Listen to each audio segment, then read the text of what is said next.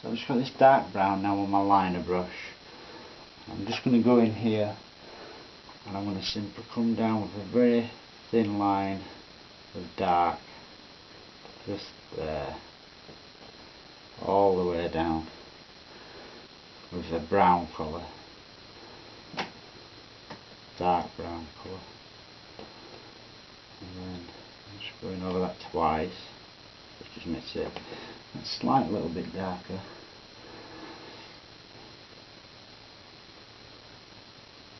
One at that side, going right through.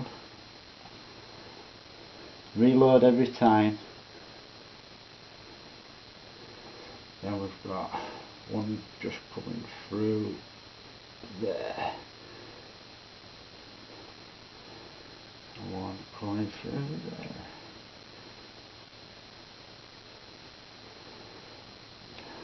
That's it. And then in the middle of that we've got a cross, basically. So that goes down to there, and then a cross. So that's what I meant by a cross in the middle. Cool. And that's giving it a Japanese feel already. I think I can hear Flute Ninja's music again. Sweet.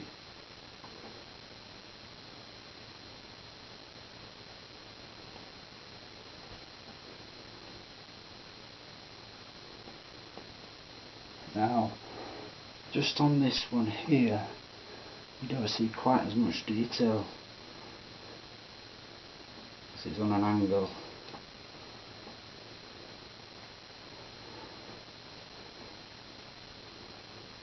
Hope you can see me doing this.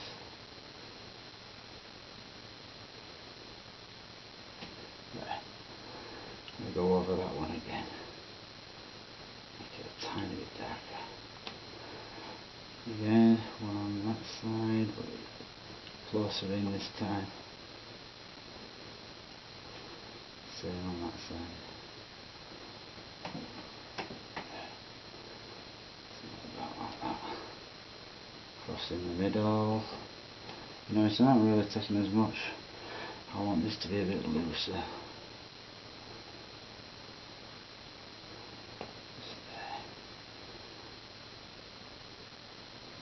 And then the cross in the centre. This one's on such an angle that you don't really get to see any detail whatsoever in the window part. You don't see nothing. So what I will do, so I'll just paint the dark edge for it there, all the way down. That's it. Same there.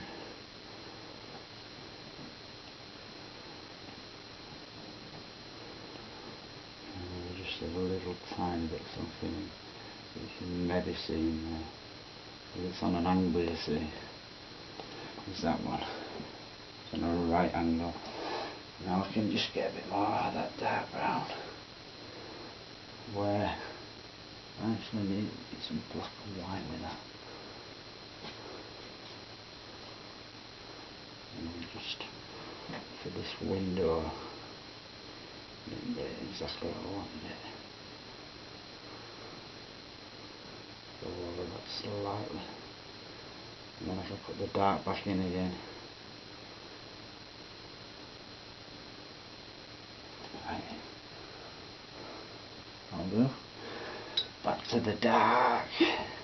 Good thing about acrylics, you can go light dark, dark black, light to dark and dark to light easily. Just clean your brush in between with water and it's spot on. So that's going to come from there. And just make that look straighter. There.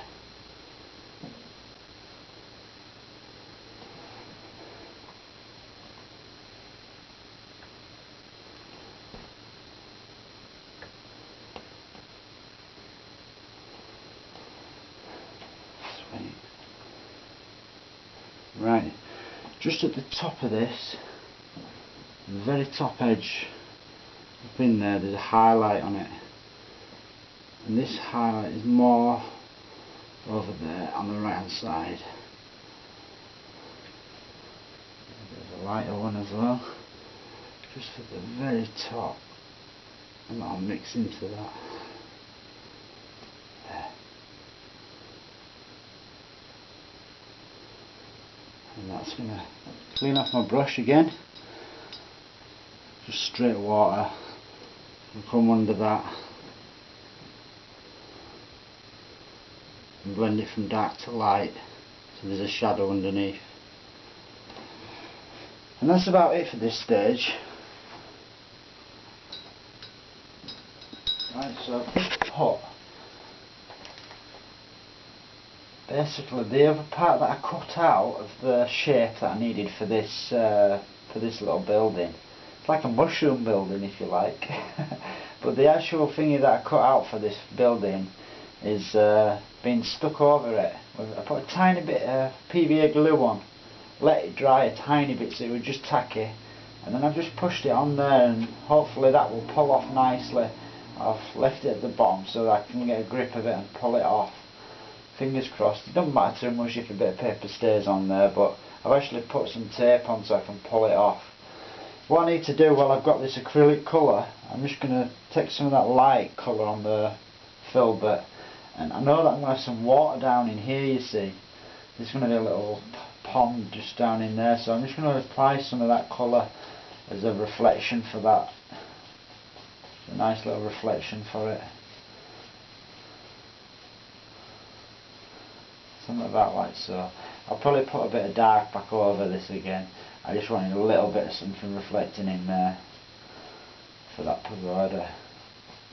I'll make it a bit more subtle later on. I just wanted to get some of that colour in. You never know, because sometimes it dulls down a lot more than you think with acrylics, so it might turn out to be okay. But I'm not too worried anyway. There. That's good. Right, so I've now got cadmium yellow and sap green and some black, which I'm going to use. I've got a separate paper towel here, which I'm just going to, not paper towel, so a separate paper plate, which I'm going to use to tap the paint out onto. So I'll show you what I mean. This is the plate. I'm just going to put a bit of yellow there. I'm going to use some green with it. Mix myself a nice good green to start with, because we're going over pretty much a light white colour here. I'm hoping that's going to be nice and bright for what we want. I want to get a few yellower parts first. I'm just changing the twang of that, you see that? Just changing the twang a tiny bit, trying to get some of that in there. This is the brightest spot in here, so it's important to leave some white. Don't just cover all the white up in there. I want to keep it quite light. Just use that in there. And you notice, because I went into the dark and then the yellow afterwards, you'll notice that when I press harder, the darker bits come out still. Because it's still there on your brush. See that? Darker layer. So just put that in there. It's lovely. Yummy green. I'm actually going to get some more sap green and then go into that colour again with more sap green in it. Same thing pretty much, just more sap green. Now I know that I want some darker areas just around there, so I'm going to keep twisting the brush around a bit with this, because I don't want it to be too much of that in there. Put a bit more over in this edge, and these darks that I put in first, the acrylics, will stand out underneath. Really will stand out beautiful. Again, there's a good dark area. You can get a tiny bit of black with that as well. Just a small bit of black with the green, and then just into these shadows it's going to get slightly darker. See that? Just in there. And it gets darker towards the base of the trees. Just in there I can put some bits of dark in, just to couple while it's still slightly wet. Now underneath that, it wants to be quite dark. Just in there, it wants to get quite dark. That's where the water's edge is going to be. So again, just keep twisting it, turning it, and some of that colour up in there. Loads of this lovely green up in there I want. And then put some darks in between again. Give it some separation. I just want to get some colour on there to start with. There. Same at this side. The green and the black.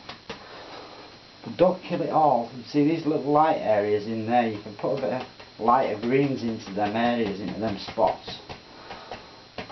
Now it's a bit brighter at the tops, it's dark at this edge, and it gets dark down into there. That's why I put all that black gesso down in there originally, because I knew I needed it to be quite dark in there.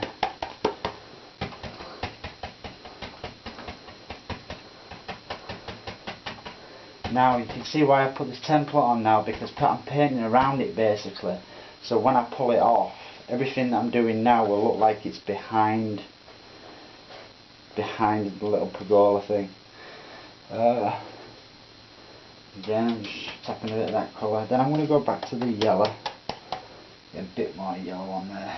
Might even put a tiny bit of white with it, and the gloss medium also in there. See that? A nice bright yellow. And then I want to use that up in here, up in the top. There's a bit of it over there as well, and then light areas. Don't kill all the white, leave some of it, just enough. You get a bit of the dark with the light, just turn it around sometimes, switch it backwards and forwards over the light colour. Take that over there. Again, back to the darks. Sap green black. And there's still a bit of that yellow on there. Use that light yellow just up in there. And then you can just put some shadows in between them. Give them a bit of definition. Even up in tops of here you see a few shadows coming in. Just a nice fuzzy looking background is what I'm after. I want it to be quite fuzzy. Don't want it to be too detailed.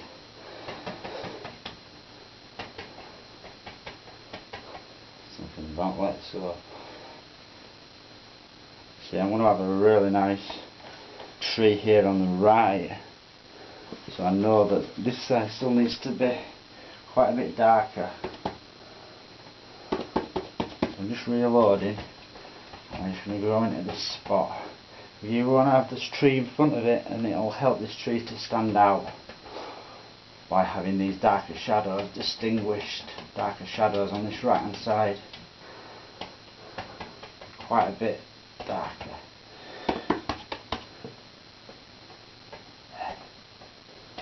That's it.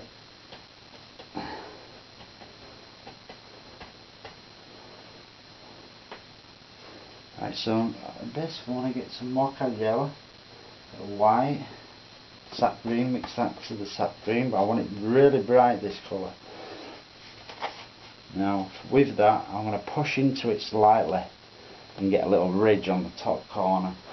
Now with that I can just put in here some indication, some limbs that are coming over. Just made it quite a bit brighter so that it stands out. And it's got the glaze medium in it as well. See that? It's just coming over, but it's behind this. That's it. And again, I'm going to do the same thing, just over here slightly. Bring some little bits that are coming down. See that? Like limbs that are just coming down.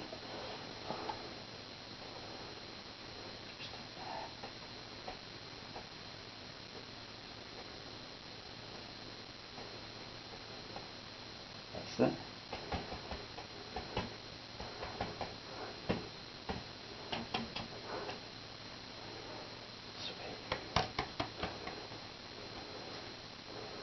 in here as well. I want to use that straight, nearly straight yellow, but I've got all the other greens on the brush as well. And then I want to actually create some limbs that look like they're actually just sitting over there.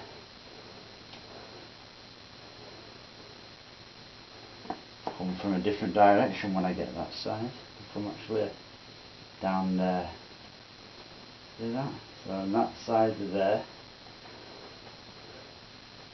It just makes this tree have a shadow underneath it, and that's what we're trying to achieve. Nice and bright. Smart. Happy with that. Now I want to do that same thing basically what I've just done up there, but I want to put some of this green down into the water. So I've just got the green with the yellows and stuff, and I know that I'm going to have a really light bush along here. So I'm just going to reflect it in the water, and it starts about there. It's quite bright. It's going to be darker in the water than it is up above, but I know that there's quite a bit of green going on in there. By putting it in like this, when I go over with oils, my plans are, I've got some plans, I ain't even going to tell you actually, I'm just going to do it and let you all see. You can do this and get some of these colours in. See that bit of this green everywhere on there, and then just use a clean brush and go down. See that? And you get them lovely wet looking reflections. This is acrylics, so it's slightly different to oils in that respect. If you just go in here, pop a few indications of reflections, opposites of what we've got above basically. Some greens in there.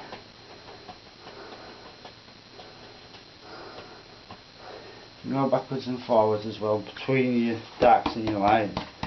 For me now I just want to get enough of these greens in first. You actually see it going through there slightly.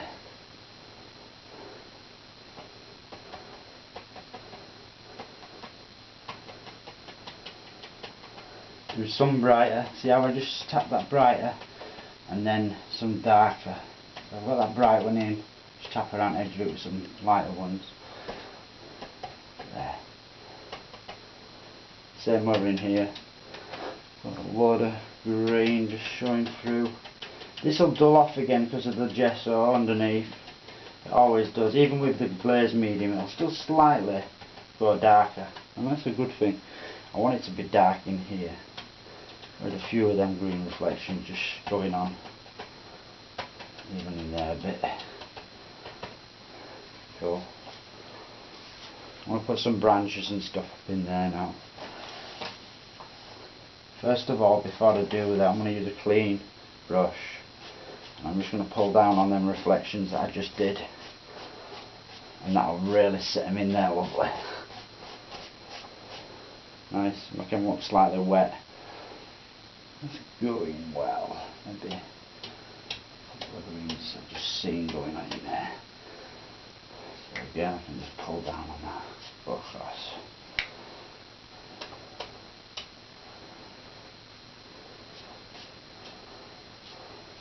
All these little bits.